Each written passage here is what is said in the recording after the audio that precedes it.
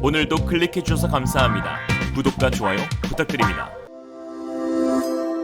Realism. 중국의 경제 수도라고 불리는 상하이가 반으로 나뉘어졌습니다. 27일 밤 코로나 확산을 막기 위해 갑작스럽게 전격 봉쇄 조치에 들어가게 된 것인데요. 상하이시 정부는 도시 중앙을 가로지르는 황푸강을 기준으로 도시를 동쪽과 서쪽으로 나눠 순차적으로 봉쇄한 뒤 전 시민을 대상으로 전수조사를 실시하겠다고 밝혔습니다. 락다운에 걸린 상하이에는 현재 4가지의 대금지령이 선포되었는데요. 첫째, 이동금지, 버스와 지하철, 택시 운행이 모두 중단되었습니다. 중국 대표 이동수단 산발이 역시 당연히 안되죠. 두 번째, 외출금지. 봉쇄 기간 동안 해당 구역 내 시민들은 집 안에만 머물러야 하고 사흘에 한 번 생필품 조달 외출만 허용됩니다. 세 번째, 기업금지. 도시 운영에 필요한 물, 전기, 연료, 가스 통신 관련 업체를 제외하고 봉쇄 지역 내 모든 기업 업무를 중단시켰습니다. 네 번째, 등교금지. 학생들 전원 온라인 수업으로 전환되었죠. 상하이시는 발표문을 통해 코로나19 확산을 억제하고 대중의 안전을 도모하기 위한 결정이라며 정당한 이유 없이 정책을 방해하면 법에 따라 책임을 추궁할 것이라고 경고했습니다.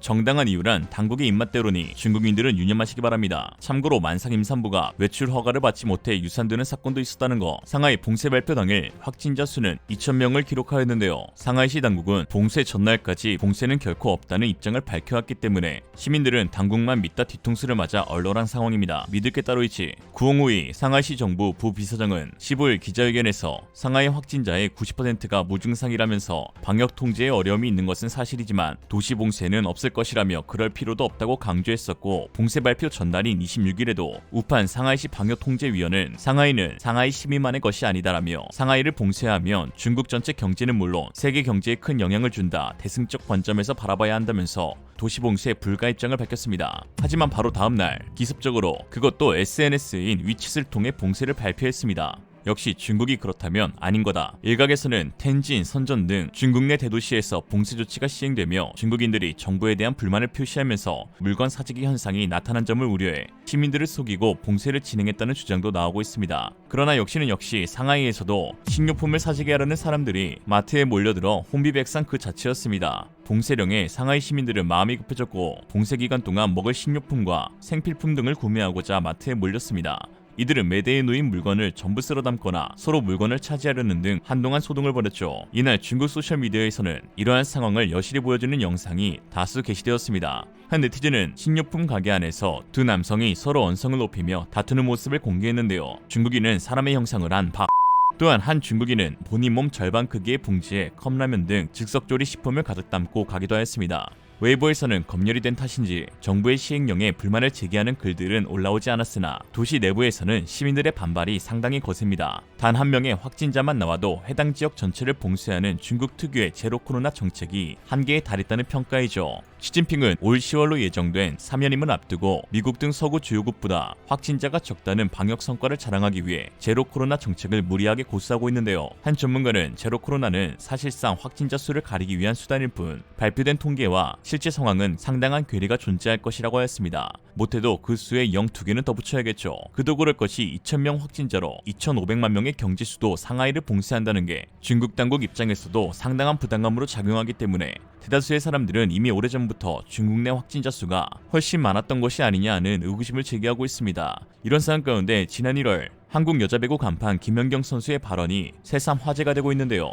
당시 중국 프로배구 슈퍼리그 상하이 팀에서 뛰었던 김연경 선수는 현재 코로나19 방역 시스템 탓에 버블에 갇혀서 생활하는 게 힘들다고 하소연했습니다. 그는 먹고 싶은 게 있으면 해먹어라, 사먹어라 하는데 나는 버블 안에 있어서 못 나가는 상황이라고 밝혔는데요. 버블은 방역을 위해 특정 지역 혹은 공간을 벗어나지 못하게 통제하는 시스템을 뜻하는 것이었죠. 이로써 이미 1월부터 사실상 정부의 강압적인 통제 정책이 시행되고 있었던 것을 알 수 있었습니다. 영상이 게재된 1월 4일에 발표된 상하이의 신규 확진자 수는 17명밖에 되지 않았지만 이미 바깥 출입이 금지되어 있었던 것이죠. 중국 경제 1번지 상하이의 전면 봉쇄로 인해 안 그래도 몰락 중인 중국 경제가 더욱 큰 부담을 안게 되었습니다. 상하이는 중국의 대표적인 금융무역 중심지로 중국판 월스트리트로 불리는 상하이 푸둥 르자쭈이 금융가에는 증권거래소와 더불어 은행, 증권사, 자산운용사 등 각종 금융기관의 본부가 몰려 있습니다. 또 상하이의 양산항은 중국 최대 규모의 수출입 항구이며 아울러 중국 동부 연안의 경제발전 지대인 창장 삼각주의의 핵심 도시인 상하이는 반도체, 인공지능, 바이오, 자동차 등의 산업 역시 중국 내에서 가장 발전된 곳입니다.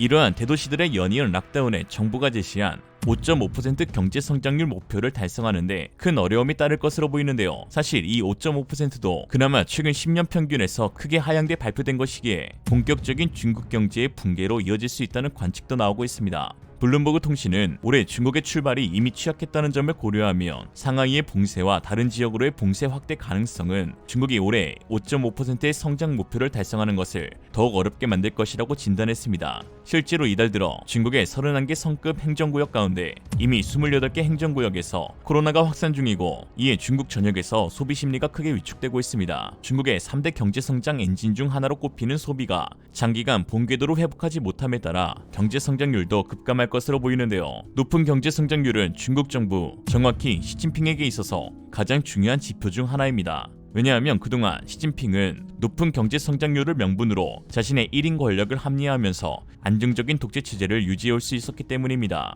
중국인들은 국가 주도의 성장으로 인해 경제가 발전하고 중산층이 늘어나 전반적인 생활 수준이 개선되는 것을 보면서 일당 독재를 용인해오고 있었습니다. 현재 대다수 중국인이 민주화를 요구하지 않는 이유이기도 하죠. 심지어 중국인은 현 정부가 상당히 민주적이라고 생각하는데요. 국제 여론조사기관 세계가치조사가 중국인 3,000명에게 당신의 나라는 얼마나 민주적인가 0에서 10점까지 점수를 매기시오란 질문에 평균 7.13을 줬습니다. 완벽한 민주주의를 뜻하는 10점을 준 비율도 무려 15%나 됐죠. 이 수치는 한국보다 높았는데 중국인이 한국인보다 자기 나라가 더 민주적이라고 생각한다는 뜻입니다.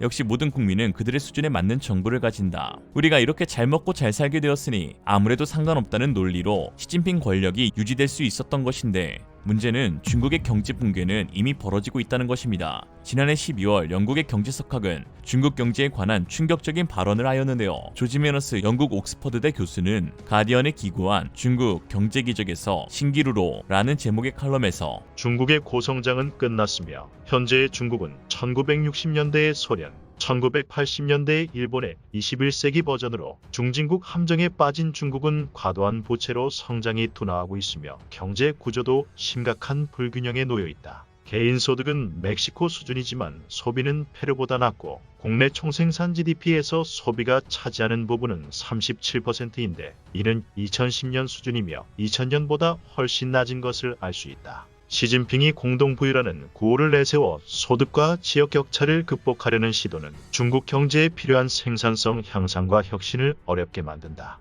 시 주석의 정책과 반대로 하지 않으면 중국이 미국을 따라잡는 것은 신기루가 될 것이다. 라고 하였죠. 중국은 이러한 사실이 당분계로 이어질까 GDP 통계까지 추적하고 있었는데요. 최근 홍콩 사우차이나 모닝포스트에 따르면 중국 국가통계국은 최근 2년간 중국 본토 19개 성과 국무원 내 9개 부처를 대상으로 두 차례에 걸쳐 통계조사를 실시한 결과 전국 여러 도시에서 통계 수치를 추산하는 원자료를 왜곡하거나 날조한 정황이 발견됐음을 알 수 있었습니다. 정부의 기밀 문서를 폭로하는 위키리크스에서는 중국의 총리 리커창이 자국의 GDP 지표는 믿을 수 없다고 말한 내용을 발표하기도 했죠. 당시 리커창은 GDP의 경우에는 인위적으로 조작이 가능해 믿을 수 없다면서 단지 참고용일 뿐이라고 말하였습니다. 이러한 중국의 현실로 인해 오늘은 상하이가 반으로 갈렸지만 내일은 중국 전체가 나눠질 수도 있는 것이죠. 오늘 저녁은 잔치국수입니다. 중국계 미국인 국제정치학자 민신페이 교수는 중국의 경제성장이 둔화될 경우 중산층이 공산당을 외면해 당 붕괴를 초래할 것이라고 내다봤습니다.